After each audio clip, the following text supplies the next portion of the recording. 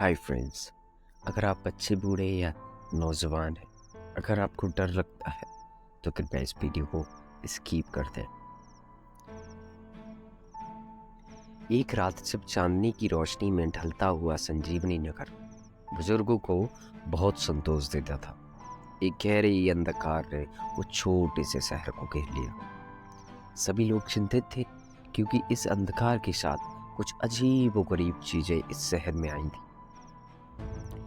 ग्रामीणों की कथाएं कहती थीं कि इस अंधकार के आने से पहले रात को ऐसी ही चिंताएं आई थीं। उन्हें विचार आ रहा था कि शायद कोई बुरी आत्मा इस शहर में बस गई है। लोगों को नींद नहीं आ रही थी और वे निश्चिंत थे कि उन्हें कुछ और भयानक घटनाएं झेलनी पड़ेंगी। एक रात शहर के आदेशक रवि ने रात के अंधकार में अकेले दिखाई दिया। उसने अपनी गहरी आवाज में कहा, कौन कौन है वहां? क्या कोई है? लेकिन उधर से कोई उत्तर नहीं आया। पास में जाकर देखा तो दो बच्चे खेल रहे थे। रवि बच्चों की जिज्ञासा को देखकर अंदर आया। बच्चों, तुम यहाँ क्या कर रहे हो? इतनी रात में कौन है जो तुम्हारे साथ खेल रहा है? एक छोटा सा बच्चा बोला, आंखों में डर लेकर। भयानक आदमी जो हमारी घड़ी में आया था वह यहाँ नहीं है। वह एक बड़ी आत्मा है जो हमें मारने की कोशिश कर रही है। रवि को इस पर विश्वास नहीं हुआ, लेकिन उसने बच्चों को समझाने का प्रयास किया। बच्चों, यह सब केवल तुम्हारी कल्पना है। वह नहीं करोगे तो सब ठीक हो जाएगा। उसी समय शहर में गहरी गहरी आवाज में एक धुन सुनाई देने लगी। सभी लोग चुप हो गए। धीरे धीरे उस धुन की ओर बढ़ने लगे। रवि उन बच्चों के साथ उस धुन के पास जाने की कोशिश कर रहा था। वे सभी एक रहस्यमय घर में पहुंचे जहां से आवाज आ रही थी। घर के द्वार पर खड़े होकर रवि ने देखा कि द्वारपाल गुम हो गया है। घर के अंदर कुछ अनसुनी कहानियां चल रही है।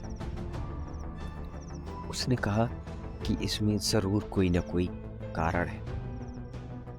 घर के अंदर एक बड़ी आत्मा उबल रही थी, जिसके शरीर पर चिड़ियों की तरह काले पंख थे। उसकी आवाज घर को गूंज रही थी। चारों तरफ से आवाजें ही आ रही थी। रवि और बच्चे डर से कांप गए। आत्मा ने रवि को और मुड़कर कहा, तुम सोच रहे हो कि तुम मुझसे कैसे बचोगे?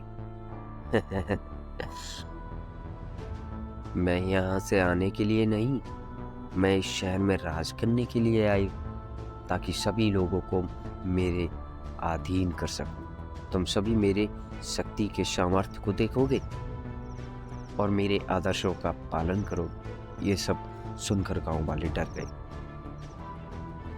देखते ही देखते रवि और बच्चे अचानक अंधकार में ढल गए। सभी लोग अपने अपने घरों में अकेले थे। एक अनजान आत्मा के सामर्थ्य को देखकर वे सब डरे और सहमे हुए थे। कुछ देर बाद रवि और बच्चों ने देखा कि उसके साथ बातचीत करने वाली बड़ी आत्मा गायब हो गई है। अंधकार से चांदनी की रोशनी वापस आ गई है। लोगों के घरों में रोशनी दिखाई दी। सभी लोग एक दूसरे के पास गए और देखा कि सभी सुरक्षित तो हैं और भयानक आत्मा की कोई निशानी नहीं थी। लोगों के आत्मविश्वास वापस आ गया और वे सामान्य जीवन की ओर बढ़ने लगे।